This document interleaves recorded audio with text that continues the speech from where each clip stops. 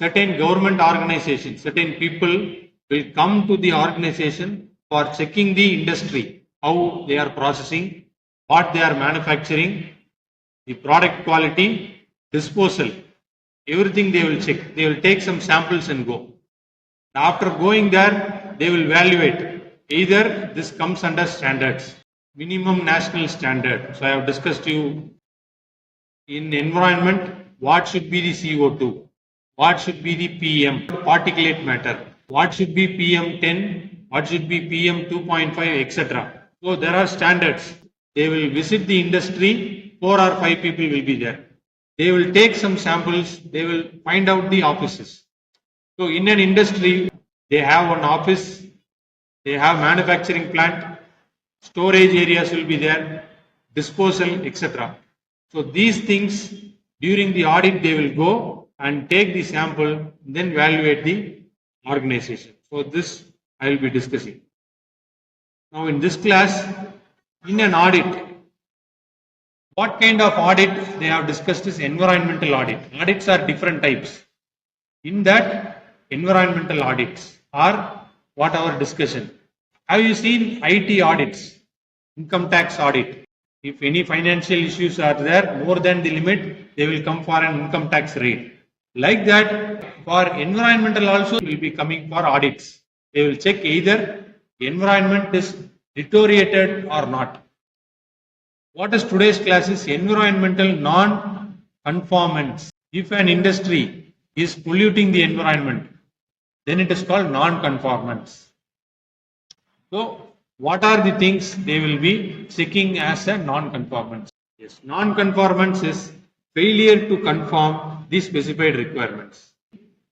Imagine if you are purchasing a equipment for your industry, the equipment should be calibrated. When you are passing through a national highway, you can see weigh bridge. Number of weigh bridges will be there. The policeman will be stopping the vehicle. They will ask the receipt, weigh bridge receipt. For our two-wheelers, what are the things they will ask? They will ask for license, RC books, and pollution. These things they will ask. But for trucks, loaded trucks, what they will ask is, first thing they will not ask license and all. They will first ask the carriage weight. What is the weight you are carrying? If it is more than the national highway limit, then they will make a fine. The weight machine has to be calibrated. Calibrated means it will not show the exact weight. It will show plus or minus 100 kg it will show. So calibration is required. So these things has to be done for non-conformance. If you purchase a machine, it should be calibrated. Exactly 100 kg means 100 kg it should show. There should not be any deviations. If you are checking with another weight machine, it should not show different weight. That is called calibration. So you should abide with the calibration points, laws and regulations in an environment. I have discussed minimum national standard. If a vehicle is sitting, then it is called a vehicle pollution. You get a vehicle pollution certificate for your vehicle. Have anyone seen that pollution certificate of your vehicle? First check either your vehicle has pollution certificate. And after that, you check the values. How much CO2 should be there as per Pollution Control Board. And what is your vehicle's pollution? If you have 14 gram of CO2 in your vehicle, then it is called a polluted vehicle. If you are running that vehicle, then pollution will be there. That is why BMTC buses are currently bringing all e-vehicles. New vehicles, whatever they launch for e-vehicles. So the limit should not cross. So according to laws and regulation standards, if it goes beyond that, then it is called non-conformance.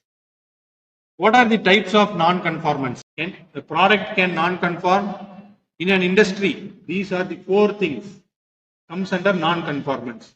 Process non-conformances, documentation and regulatory non-conformance.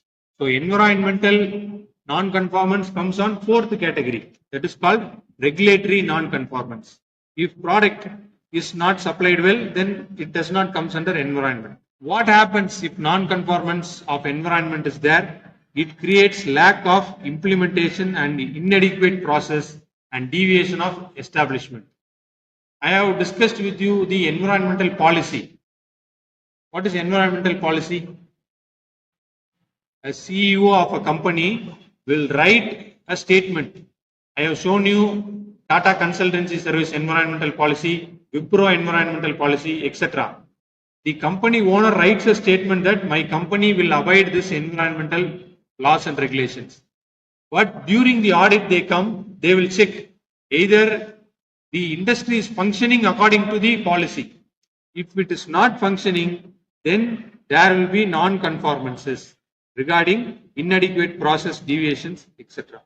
So there are two categories of non-conformance. One is major and another one is minor.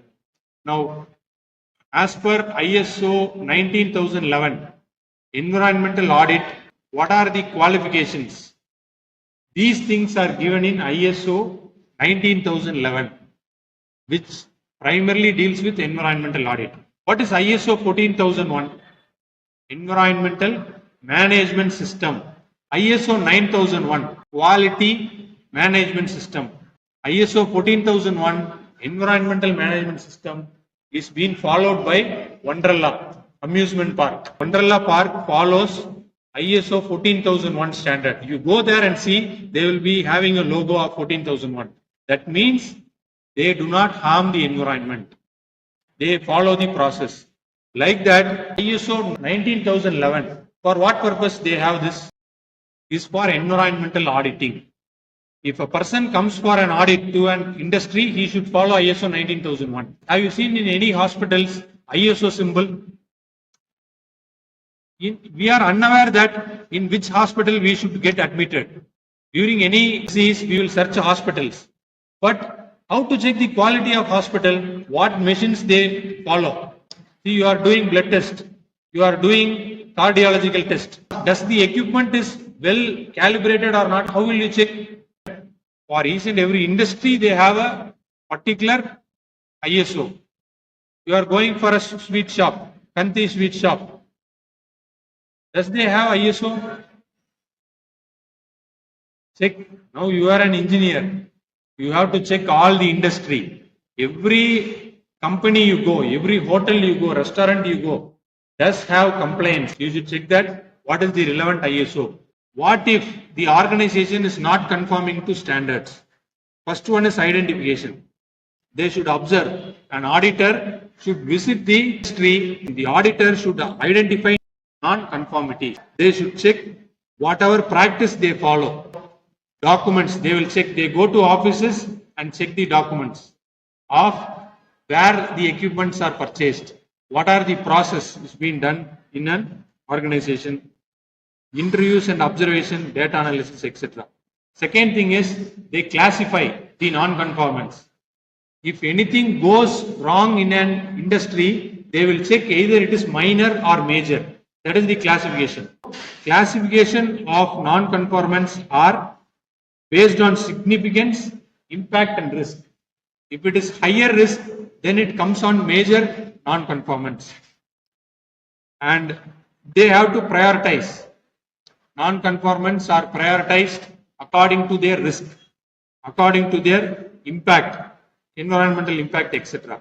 So these two are the non-conformities. This I will explain in further slides. What are major, what are minor non-conformities. After identifying non-conformance, what they do is they document, they write. Thing is corrective action.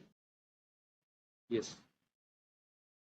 These are non-conformance in documents. If industry has 100 equipment, the equipment has to be calibrated at least yearly once. If it is not calibrated, then it is non-conformance. And again, missing document. During inspection, if they say that, sir, that document is missing, whatever you are asking is missing, the students will say, where is your observation? Sir, missing, sir. Where is your record? Sir, I left in home. If they say, then the auditor will assume it as non-conformance. That means you are not following that. So, what happens? The organization will not get ISO.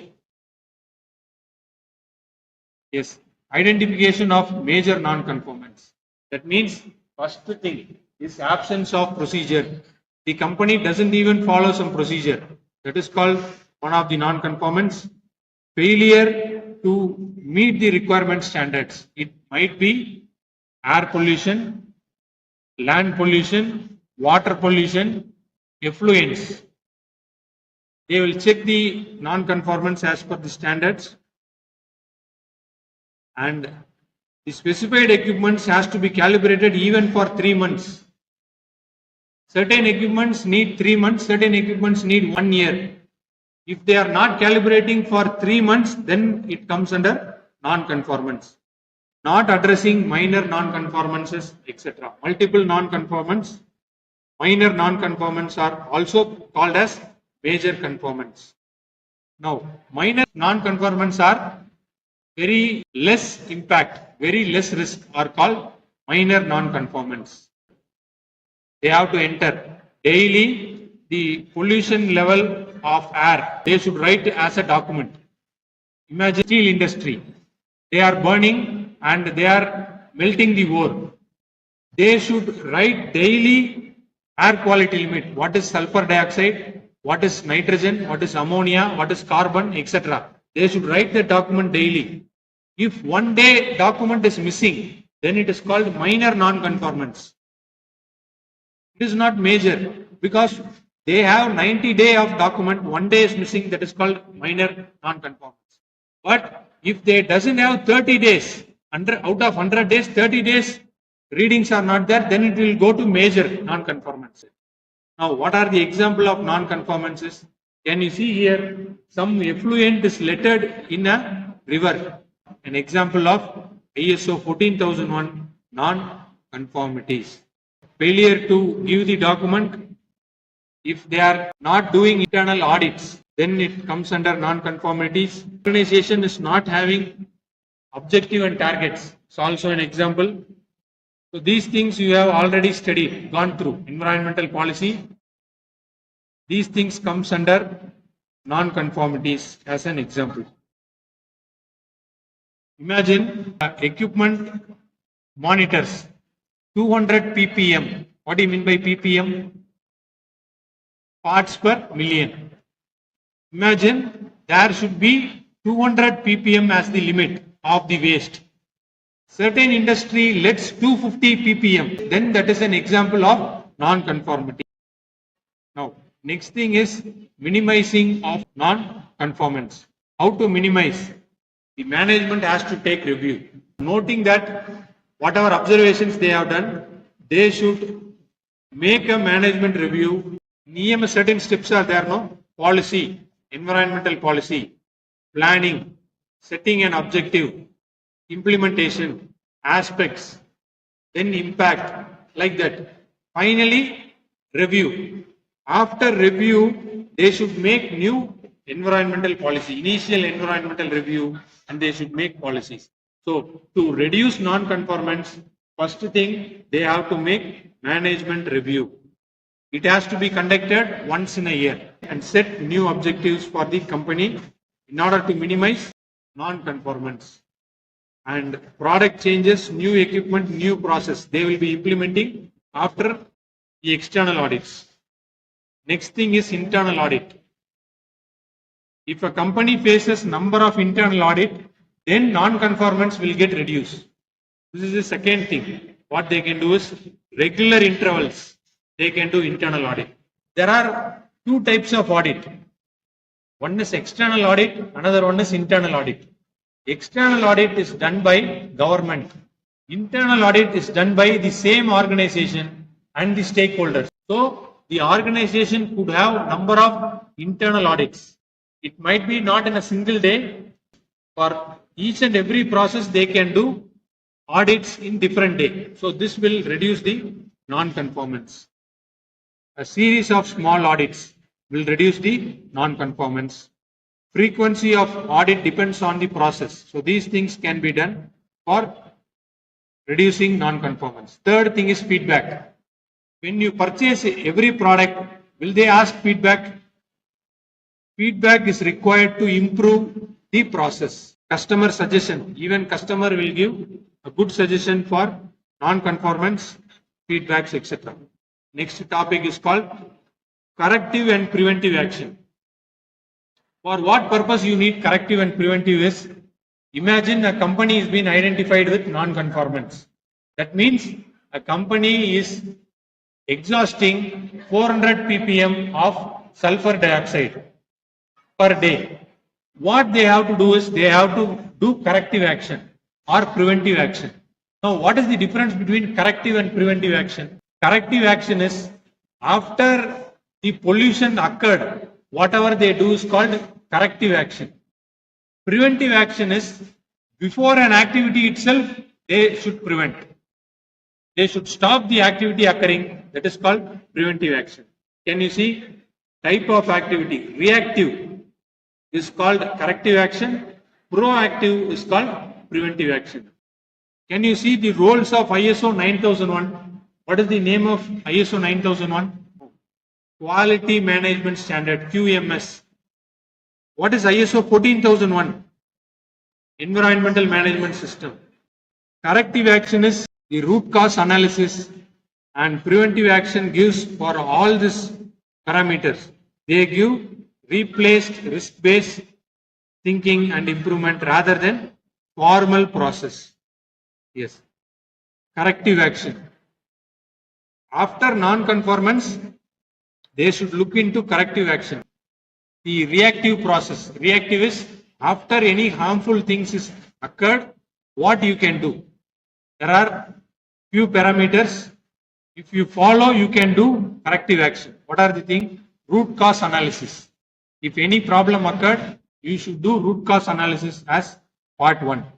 Root cause analysis is identify the non-conformity. Next thing is fundamental reason behind deviation. During manufacturing, they take some raw material. They take the root cause of the effect. Second thing is action plan. How to reduce non-conformity? Take an appropriate action plan. The action plan should be followed by manufacturing process, suppliers, contractors, all the supply chain. So not only by the organization, stakeholders also. Even contractors should come under the action plan. You can see the action plan should be documented and communicated to all stakeholders. Even customers should come under this. Next thing is implementation. After you have found out the root cause, implement. Implement in objective and target or implement in management policy. And after implementing, verify the effectiveness. These are the steps. And verifying in the sense monitoring. Monitoring can be done by equipment, air quality equipment, and effluent testing things you can do in order to monitor. Finally, documentation and records. Past year records you should verify versus this year. If any corrective action you have done, it has to reflect in documents and record. These are the ways to do corrective measures. Then next thing is preventive action. Corrective action is after the pollution occurred, you are doing certain actions is corrective. Preventive actions are before the thing is occurring, it is preventive. December 2nd generally is National Pollution Prevention Day. All industry cannot prevent. Certain things are not preventable. Can you prevent waste disposal? Imagine you are going by diesel bus. What is the alternative? Diesel bus alternative is e-vehicle. Even though e-vehicle if you use, the batteries, electronic components waste also there. But the impact you can reduce, but completely you cannot prevent. Complete prevention is hardest task. So how well you can prevent? Before problem occurs, you have to prevent. Yes. Environmental management system softwares for consistent compliance. Recently, a number of softwares they are using, industrialist, computer operated machines. That machine, if you give an input, I need 100 products. If you enter 100 products in a dimension, they will manufacture. A company should have a software that during manufacturing there will be some waste. If the waste goes beyond the limit, the software should automatically give input to the production process. It should stop. So like that, it should be having a complete software compliance during an air emission. If the shut-off valve, there should be a valve that if the carbon dioxide is more than it automatically should stop. So industry should have this kind of software system that is called environmental management software for consistent compliances. So this software will manage all the overall process. If the limit is reached, it has to automatically work. So complaints, track and alerts. It should send alerts to the operational manager. So centralized management data, enhance reporting capabilities. Documentation you can do, accuracy of reading errors, streamlined inspections. So these things you will get by getting the softwares. Then ISO standard, currently in 2018 edition, they are not imposing preventive action. They are imposing on corrective actions. Before ISO 14001, 2018 it is latestly revised. Before that, in 2015, they don't speak on the preventive action. They speak only after the 2018. Certain ISOs no longer require preventive action. What are the ISOs? 9001, 14001 says that they no longer require preventive action. Instead, what you can do is risk-based thinking. What risk will occur due to the manufacturing? They should list out the risk according to the priority they have to work it on. It's called risk-based thinking. Second thing is improvement. The process they can improve. BS1 engine, BS2 engine. Currently we are in BS6 engine. They are refining the process of BS engines and they are reducing the pollution. So this is called improvement. Rather than preventing, what you can do is you can do improvement of your process, which will be equivalent to preventing. Last one is preventive action process. Even though certain ISO does not require preventive action. What are the ISOs? ISO 14001 doesn't have preventive action. 9001, 27001 doesn't have preventive action. But certain ISO have preventive action. What are they? 13485. This is applicable for medical equipments. Preventive action process is there. Still require preventive action. In general, they have to do this steps for preventive action. Identify, evaluate potential risk, the root cause for potential problem they have to find, develop preventive action plan, implement and follow up. These things should be done for ISO 13485.